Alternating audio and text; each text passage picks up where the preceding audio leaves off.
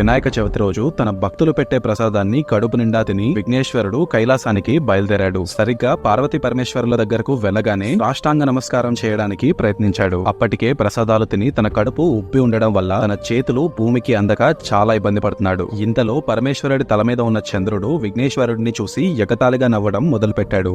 రాజదృష్టి సోకితే రాళ్లైనా పిండవ్వాల్సిందే అన్నట్టుగా విఘ్నేశ్వరుడి పొట్ట పగిలిపోయి తను తిన్నవన్నీ బయటపడి అక్కడికక్కడే చనిపోతాడు. తన కొడుకు మరణాన్ని కళ్ల ముందే చూసిన పార్వతీదేవి అంతుపట్టలేని ఆవేశంతో ఆ క్షణం నుండి చంద్రుడి వైపు చూసిన ప్రతి ఒక్కరూ వాళ్ళు చేయని తప్పులకు నిందించబడతారు అని శపించింది. ఈ శాపం కారణంగా భూలోకంలోని వారందరి మధ్య అనుమానాలు, నీలాపనిందలు మొదలయ్యాయి. ఈ విషయాన్ని వెంటనే సప్తఋషుల ద్వారా తెలుసుకున్న మహావిష్ణువు పొట్ట పగిలి మరణించిన విఘ్నేశ్వరుణ్ణి బ్రతికించి ఆయనకు అమరత్వాన్ని ప్రసాదించి పార్వతీదేవి కోపాన్ని తగ్గించాడు. మహావిష్ణువుతో పాటు వచ్చిన వాళ్ళందరూ ఈ శాపం వల్ల భూలోకంలోని ప్రజలు పడుతున్న కష్టాలను వివరించి తన శాపాన్ని వెనక్కి తీసుకోమని పార్వతీదేవిని ప్రాధేయపడ్డారు. అప్పటికే కొంచెం శాంతించిన పార్వతీదేవి ఏ చవితి రోజైతే చంద్రుడు విఘ్నేశ్వరుని చూసి ఎగతాళిగా నవ్వాడో ఆ రోజు మాత్రం ఎట్టి పరిస్థితుల్లో ఎవ్వరూ చంద్రుడిని చూడకూడదు. చూస్తే మాత్రం వాళ్లకు నీలాపనిందలు తప్పవు. మిగిలిన రోజుల్లో చంద్రుడిని చూసినా ఎటువంటి చెడు జరగదు అని తన శాపాన్ని సవరించింది. సో ఇది పార్వతీదేవి చంద్రుడికిచ్చిన శాపం. అందుకే వినాయక చవితి రోజు ఎవ్వరూ చంద్రుడిని చూడకూడదు అని మన పెద్దవాళ్ళు చెప్తూ ఉంటారు.